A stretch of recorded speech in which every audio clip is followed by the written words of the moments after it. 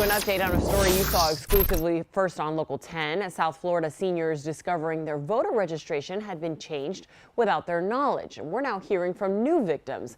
Local 10's Glenna Milberg is live with the exclusive. Glenna. We're talking, Nicole, about those third-party organizations that do voter registration perfectly legal, but a lot of gray area. So we weren't even here minutes before we found all these people who were shocked to find their voter registration had changed. A lifelong Democrat had become a Republican. Imagine these people wouldn't even be able to vote in their own party's primary and may not have found out until that was too late. Despite the security here, people with clipboards and Republican Party of Florida caps were in the hallways, door knocking. We're doing renewals on the voter registrations. Would you like to renew yours? Armando Silva was suspicious. Yeah, that happened to me. Juan Carlos Salazar was not at the time. To receive your new ID, they don't want to do anything. I don't sign anything, but they send me the part.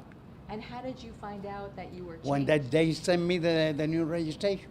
Elderly residents at this Miami-Dade public housing were among those who came forward to say, "Me too," after seeing our report in December. My grandmother is a registered Democrat. About the 84-year-old lifelong Miami Democrat shocked to receive a new changed voter ID. The political affiliation now says Republican Party of Florida. People are being taken advantage of. Most of them are people that do not speak English or are elderly, and they see somebody with a badge. State Senator Annette Taddeo is vice chair of the state's Ethics and Elections Committee. The Committee on Ethics and Elections will come to order. She floated an amendment Tuesday to a new election bill that would double penalties for third parties who fill in others' voter paperwork. And back at Sofge Tower, Somebody was over there and changed for Republican. resident Ernesto Morricone said the people in red caps visited him too, and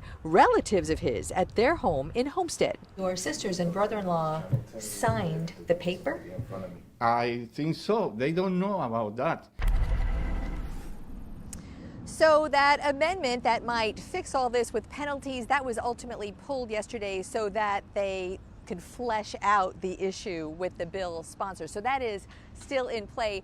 Meanwhile, the onus falls right now on voters to make sure that your party registration, that your voter registration is all good and correct and up to date.